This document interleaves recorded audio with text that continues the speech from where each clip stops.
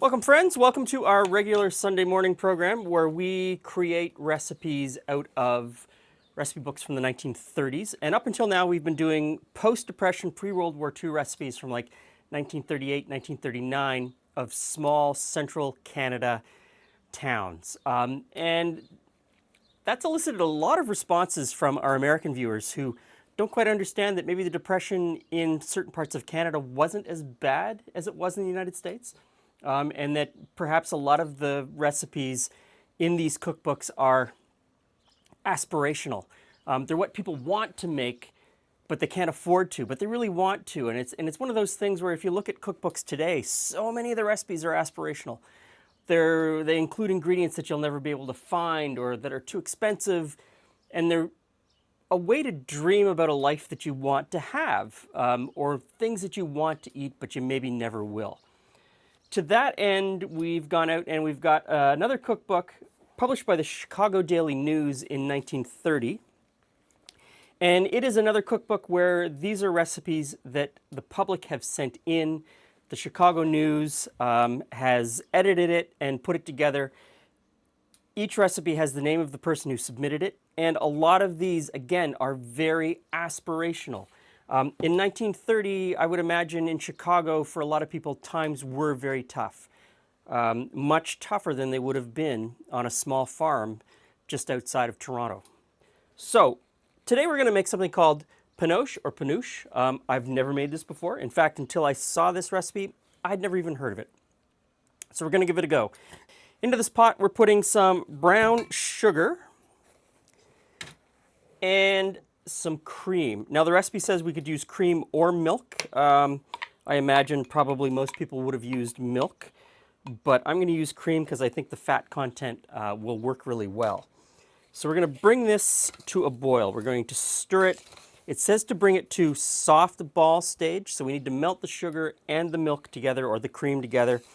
And soft ball stage is about 234 degrees Fahrenheit, so I'm going to watch it closely with a thermometer. 234, and off it comes. Okay, the recipe tells us now to stir in butter, salt, and peanuts. And then allow to cool. Doesn't say what temperature to let it cool down to or how long to let it cool. So I guess I'm just going to let it go until it feels right. Okay, so it's day 2. The eagle-eyed amongst you will realize that I'm wearing a different colored pair of shorts. And that's because yesterday, the recipe didn't work out. And so let me break it down for you. When I do these recipes out of these books, I like to go in cold. I choose a recipe, I find the ingredients, and I do the recipe based on exactly what is written in the cookbook. And I like that experience because it allows me to really test the recipe. And it also makes me, I think, a better recipe writer because I realize what is left out and what I should probably put in my written recipes. And in this case, there's some information, but it's incomplete. And it just says to cool, but it didn't say how far to cool this before you start beating it. And I didn't let it cool far enough. And I ended up with something that didn't come together, and it was too soft and runny, and it didn't turn into what it was supposed to be. Still tasted great, it was still edible, but it just wasn't right. And one of the problems was, I've never made this before. I don't think I've ever eaten this before. So I had no idea what to expect. And that's one of the things when you are trying something new out of a recipe book. It's not always the recipe that's wrong, although it may leave something out. It really comes down to your inexperience, or my inexperience in this case. So I'm going to start over. And I have remade it. I've allowed it to cool down, and I've since done a lot of research, and this should cool down to almost room temperature. And if you're impatient, it should cool down to at least 100 degrees Fahrenheit before you move on to the beating stage. The second thing that I also think is a bit of a problem is this says to go to softball stage. And a lot of the online resources say that softball stage is 234 to 236 degrees Fahrenheit. And I looked at that and I thought that's a little bit strange. I think that's low. but that's the temperature that I used because that's the one that everybody's going to get. And I looked into a lot of our candy making textbooks, like actual textbooks from culinary school, and they all list softball stage as 240 degrees Fahrenheit. So I think one of the problems also is not allowing this to cook long enough at the beginning and then not allowing it to cool enough in the middle. So I'm going to beat this. It's going to take quite a while to get it beaten to the right level, and we'll see what happens. Okay, so I've got an 8x8 baking dish here that I have greased with butter, and I've put a piece of parchment paper in it as well, a piece of sling, so that I can pull this out later. And I think I've got this beaten together. You'll notice that it starts to change color into something lighter than what you started with. So, transfer it into the baking dish, which is easier said than done.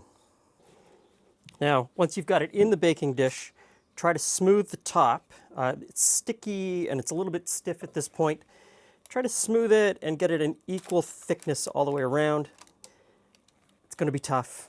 And then you stick it in the fridge and let it cool down for about an hour. And it'll get pretty stiff at that point.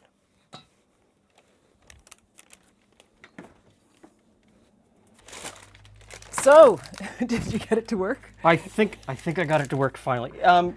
Those of you who are really astute may notice that I am in yet another t-shirt. This one technically worked, That one technically worked, but Glenn got distracted and walked away. I walked away, I had been stirring it, I walked away, I came back, and it had solidified solid in the pot. So don't walk away. Do not Yeah. answer your phone. Do not look at who texted you. Yep. Stay focused. So It is evil, though, in that you just keep eating more. as much as versions 1 through whatever have been fails, they've all tasted great. Yeah. They've all had a slightly different texture. I think, and that's the thing. With each one, you get a creamier texture. That first one was kind of, and very crystal sugar, and the one I picked out of there earlier was quite good. Okay, so this one broke. That's probably a wise size. Let's just have the small little bit.